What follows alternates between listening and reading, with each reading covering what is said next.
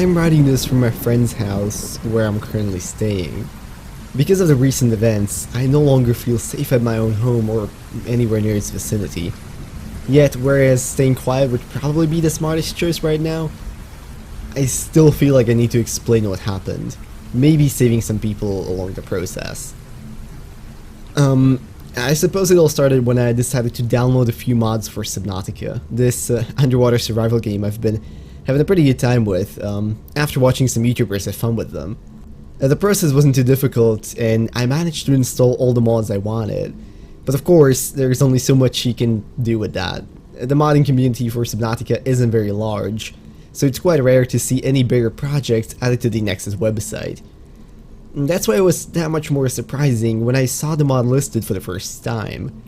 It was simply called NPC Survivors, with a short description that promised to bring few of the other lifebot passengers who departed the Aurora back to life as NPCs. Naturally, I was very skeptical. I'm not much of a tech guy, but even I understood that something like this would be a huge undertaking. As far as I was concerned, the mod was either lying or it would be really underwhelming. What further supported this was that despite being a few days old, it only had a handful of downloads, but against my better judgment, I decided to give it a go. I mean, it wouldn't be the first crappy mod I've tried after all. Now I should mention that I was surprised by the mod's size. Most only go up to a few hundred megabytes, but this one was a solid 1.5 gigs. Took forever to install too, but it at least made me really curious about the contents. I launched the game, started a new survival run, and well, nothing. I went through the cutscene, got out of the pod, and everything looked just normal. That was mildly disappointing, but well, maybe the survivors are at their life pods? Using some nifty console commands, I teleported myself over to a few and again, nothing. What was strange though was that number 4 and 7 were nowhere to be found, as if the mod just removed them. Well, either way, I couldn't find anything, so after messing about for a bit longer, I quit for the day and went to bed. Next time I jumped in was a few days later, and of course, by that time I had completely forgotten about the mod. Having just thought of an amazing idea for a base build, I loaded it into the game and started working my way towards the Grand Reef. Everything was going just fine when something suddenly caught my eye.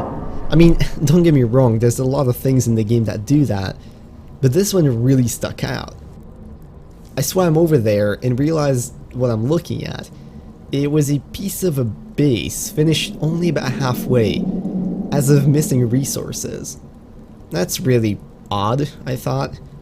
This was a fresh save file and oh! My mind suddenly realized, the mod.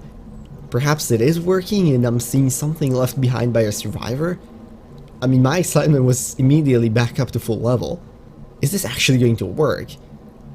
Naturally, I immediately abandoned the base idea and decided to just do a regular playthrough, since that's probably what the mod author would focus on. As I went along, nothing major happened, but I started to see odd things here and there. A cave with empty crashfish plants that I'd never been in. A pile of discarded material that I swore wasn't mine. I kept expecting to see the NPCs or get something bigger, but no. That is, of course, until about 4 hours in. I was returning to my base, stacked up on resources. It was not in the game, so when I first came up to the hatch, I couldn't understand why I wasn't able to enter. As soon as I took a better look though, the answer was quite clear. My base was partially deconstructed, as if I literally took the habitat builder and started taking it apart. I had the resources on me to fix it, of course, only a couple of titanium, but what on earth? Was this still the mod? I started to feel really uneasy. The flash of lightning outside my window at this point definitely didn't help. I quickly checked around the base, and unsurprisingly, there was nothing. It only seemed to escalate in the following hours. I noticed some plants from my planter missing, materials I had stored around the map disappearing, and then finally, at one point, my sea moth vanished. I swear I parked it right outside my base, but as soon as I went back out, not 5 minutes later, it was gone. The icon disappeared right with it. At this point, I've had enough. Whoever's idea this was, It clearly wasn't working with my playstyle, and it was freaking me out on top of it. I opened the mod manager, and just like that, the mod was gone. Good riddance, I thought to myself. For a second considering a negative review, but I decided against it. I'm sure you've already figured out that's not where the story ends. I came back to Subnautica the next day to realize my base idea from earlier. I decided to use the survival file, which I'd used with the mod previously since I was quite well stocked up on resources there. But after jumping in, I found out that, well, my base was gone. The whole thing, just not there. At first I figured it must have just been something getting corrupted because I deleted the mod. Whatever, right? I'll just start fresh with the contents of my inventory. Over the next few hours, I actually managed to build a few platforms, top them with a couple of rooms, and connect them through with bioreactors charging the whole thing. I was just wrapping up the decorations in my personal quarters when, out of nowhere, the power went out. But not like it normally would, if you just ran out of bioreactor fuel. No, the base just literally went dark. Confused, I walked over to where I expected to find my bioreactors, but I was just greeted with a solid wall. Yeah, somehow that part of my base was now completely disconnected. And that's, when I first heard it. The sound was unmistakable, one I'd heard many times before and paid no heed. And yet this time, it made shivers run down my spine. It was the sound of my base's hatch opening, followed by rushing footsteps in the interior. At this point, I was well freaked out. How could this be happening? Curiosity got the better of me. I slowly walked down the hallway, hearing the footsteps below me, until I reached the ladder. Now or never, I thought, clicking on and jumping one floor below. And just like that, all the sounds instantly stopped. No more footsteps, no more running, nothing. I searched the whole place and didn't find anyone. My fabricator did go missing though. I was fed up, not gonna lie. Quit the game, opened the mod manager, the mod wasn't there. I uninstalled all the other mods as well, jumped into the game. Not 10 minutes later, my second CMOD was gone.